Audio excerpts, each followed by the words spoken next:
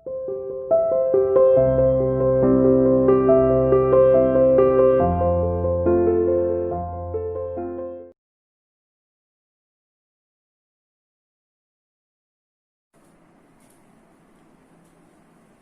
बेटा, कैसे हो? आई होप कि आप अपने घर पर सब स्वस्थ और सुरक्षित होंगे। तो बेटा, आज हम अपने उसी लेसन को यानी उसी कविता को कंटिन्यू करते हैं जो हमने पिछले लेक्चर में, पिछली क्लास में पढ़ी थी। कविता का नाम है वाक और कवित्री का नाम है ललदेद, जिसका जन्म 1320 में कश्मीर में हुआ और देहांत 1391 में माना जाता है। ठीक है, इसके हमने 2 पहरे पढ़ लिए थे और अगले 2 पहरे आज हम पढ़ेंगे।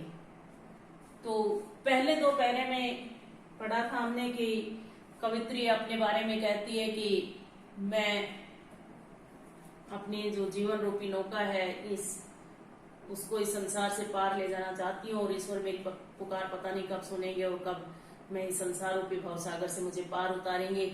मेरा जो जीवन है ये पल पल घटता जा रहा है और मैं अब ईश्वर को प्राप्त करने के जो प्रयास कर रही हूँ वो सारे मेरे व्यर्थ हो रहे हैं।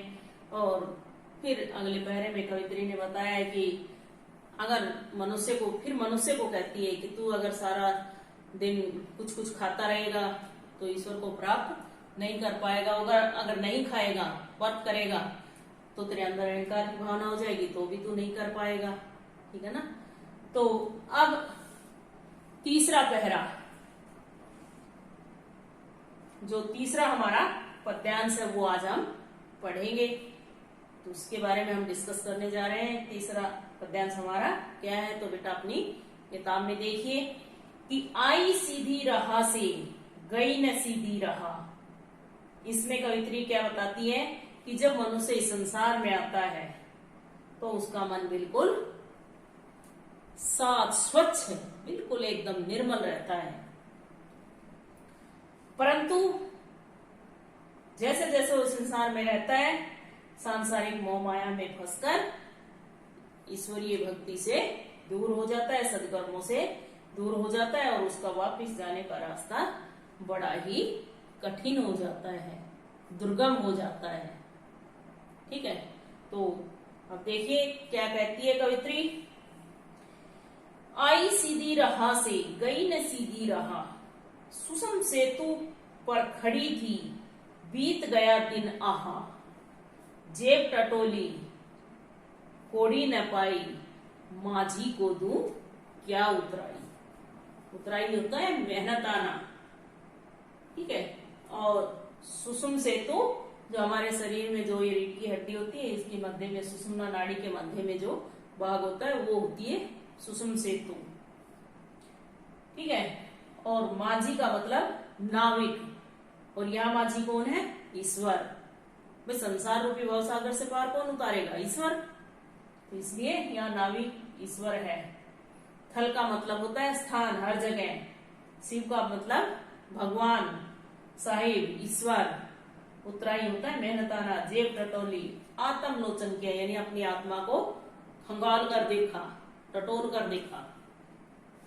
तब देखिए कि कवित्री को बड़ा कष्ट होता है, तब वो वापिस जाती है तो कहती है कि आई सीधी राह से गई न सीधी राह।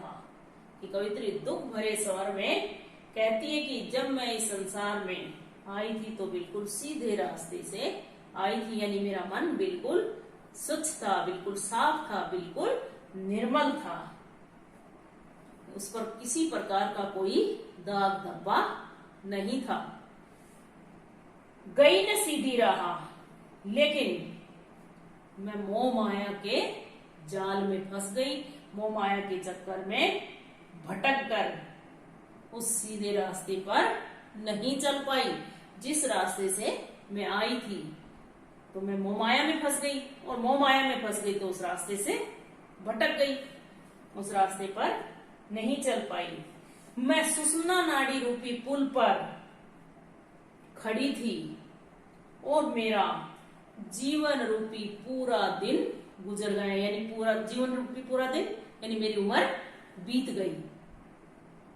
ठीक है, कि मैं सुषुम्ना नाड़ी सेतु होता है पुल, कि मैं सुषुम्ना पुल पर खड़ी थी और मेरा जीवन रूपी जो दिन था वो बीत गया, यानी मेरी पूरी उम्र बीत गई, समाप्त हो गई। मैं इस संसार से मैं भटक कर ही रह गई। और फिर अगली पंक्ति में कि जेब टटोली कोड़ी न पाई, माझी को दू क्या उतराई, कि जब मैं इस संसार से जाने लगी, यानी जब मैं इस संसार को छोड़कर जाऊंगी, वापिस जाऊंगी, तो मेरी जेब में भक्ति रूपी एक कोड़ी भी नहीं है, तो मैं नाविक को उसकी उतराई के लिए क्या दूंगी, यानी ईश्वर को मैं क्या जवाब दूंगी। मेरे पास तो कुछ भी नहीं है, मैंने भक्ति तो की नहीं। इस संसार में आने के बाद मैं आई तो बिल्कुल स्वस्थ थी, बिल्कुल साफ था मेरा मन, लेकिन मैं इस संसार में आने के बाद उस सीधे रास्ते पर नहीं चल पाई और मैं अपने उससे भटक गई। और भटकने के बाद क्या हुआ, भक्ति कहने का मतलब क्या है कि मैं ईश्वर भक्ति नहीं कर पाई। और जब मुझे वापस जाना पड़ा तो मेरे पास भक्ति रूपी एक कोड़ी भी नहीं थी, तो मैं ईश्वर को क्या जवाब दूं, यानी उसके उतराई, यानी जो अगर वो मुझे इस संसार रूपी भवसागर से पार उतारता है तो मैं उसे क्या दूं। जैसे हम भी किसी साधन में बैठकर कहीं जाते हैं तो हम उसके लिए अपना किराया देते हैं, तो वो ईश्वर की नाव में बैठकर जाती है तो वो वहां ईश्वर को क्या देगी उसका किराया, यानी ईश्वर को क्या जवाब दूं। कि क्या मैं ये कहूं कि मैं सांसारिक मोह माया में फंस कर रह गई और मैंने भक्ति पर बिल्कुल भी ध्यान नहीं दिया। ठीक है, अगला, थल थल में बसता है शिव ही। थल थल का मतलब हर जगह, हर स्थान पर। थल का मीनिंग होता है स्थान, यानी हर जगह। थल थल जगह जगह, यानी सब जगह। शिव ईश्वर, यहाँ कवित्री क्या कहती है कि शिव तो इस संसार में प्रत्येक स्थान पर निवास करता है, यानी कण कण में समाया हुआ है। भेद न करके हिंदू के मुसलमान, हिंदू हो या मुसलमान, इस प्रकार का भेद करना किसी के साथ उचित नहीं है। ये भेद ना करो कि वो हिंदू है वो मुसलमान है, इस तरह से ये करना उचित नहीं है। कि सब जगह एक ही, वैसे तो हम बोलते हैं ईश्वर एक है, मुस्लिम क्या उसको अल्लाह बुलाते हैं, हम उसको भगवान बुलाते हैं, ईश्वर बुलाते हैं, है तो वो एक ही ना, नाम ही तो अलग है। ऐसे तो हमारे भी तो घर में कई नाम हो सकते हैं, लेकिन इंसान तो हमें एक ही है, तो ऐसे ईश्वर के भी कई नाम है, सबने अपने अलग अलग रखे हुए हैं। तो जैसे बच्चे के माँ प्यार से कुछ कहती है, उसका स्कूल में नाम कुछ होता है, तो ऐसे ही उसके दोस्त कुछ नाम निकाले रखते हैं, तो वो बच्चा तो एक ही है ना, तो इसीलिए ईश्वर एक है और उसके नाम अनेक है। तो इसलिए कवित्री कहती है कि ईश्वर कण कण में समाया हुआ है, जगह जगह बसा हुआ है। हिंदू या मुसलमान का भेद करना उचित नहीं है। क्यों? क्योंकि दोनों एक ही हैं। ज्ञानी है तो स्वयं को जान। अब कवित्री क्या कहती है, अगर तू ज्ञानवान है तो अपने आप को पहचान। यदि तू समझदार है, तो ज्ञानवान है, गुणी है, तो अपने आप को पहचानिए। अपने आप को पहचानना ही ईश्वर को पहचानना है। यानी जो मनुष्य अपने आप को पहचान लेगा वो ईश्वर को, यूं समझ लो कि वो ईश्वर को भी पहचान जाएगा।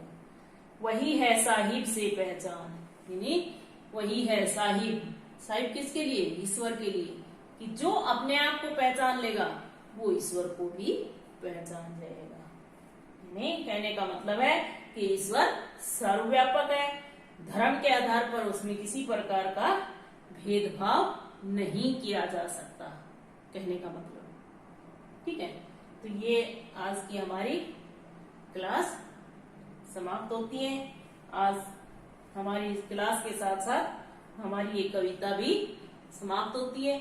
अगर बेटा इसमें कहीं भी कोई भी प्रॉब्लम आती है, बेझिझक मेरे नंबर पर आप वही पंक्ति लिख कर भेज दो जो पंक्ति आपको समझ में नहीं आई हो, तो मैं उसी पंक्ति को आपको चाहे वीडियो से समझाओ चाहे फोन करके समझाओ, मैं आपको बिल्कुल उसको आपको अच्छी तरह से समझाऊंगी। ठीक है, लेकिन पढ़ना जरूर बेटा, क्योंकि अब अगले जो टेस्ट है हमारा, जो 14 सितंबर का जो टेस्ट है उसमें ये आने वाला है।